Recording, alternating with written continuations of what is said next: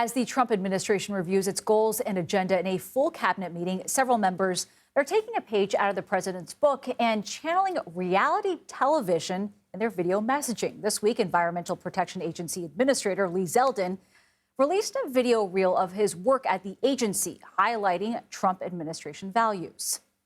Under my leadership, EPA will no longer view the goals of protecting our environment and growing our economy as binary choices.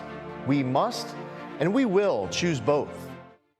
Zeldin, just the latest cabinet member to post a video like this. Department of Homeland Security Secretary Kristi Noem has also been posting clips on her social media feed. She recently posted a video from a Salvadorian prison where the administration has been sending detainees. Do not come to our country illegally. You will be removed and you will be prosecuted. But know that this facility is one of the tools in our toolkit that we will use if you commit crimes against the American people. The New York Times recently wrote about this, addressing how many of the administration's social media feeds show an example of its reality TV tactics.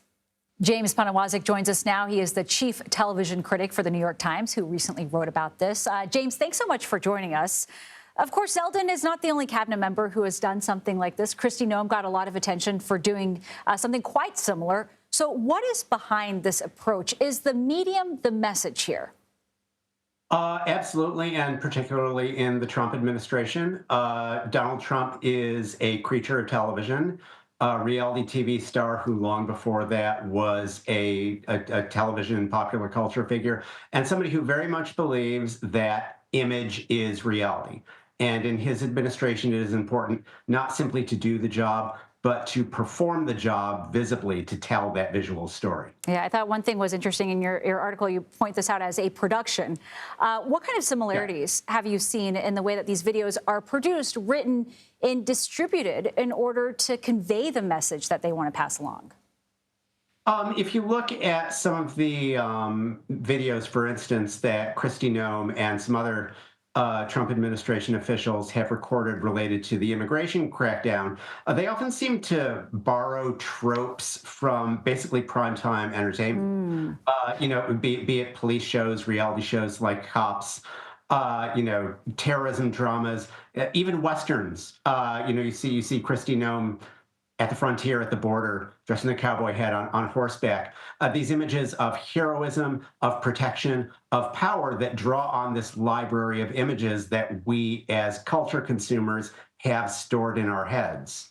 They're certainly eye-catching and memorable, but what do you think is the overall reasoning behind making these types of videos? Who is this really all for?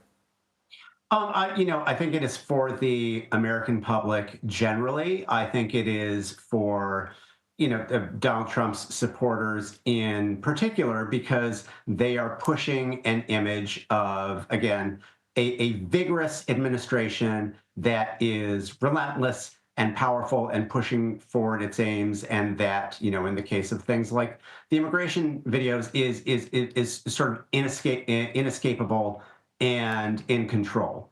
It is a message for supporters generally, but America in particular, of an administration that is very dynamic, using visual images of dynamism to underscore that. Of course, and a commander-in-chief who likes a good show, as you mentioned right there.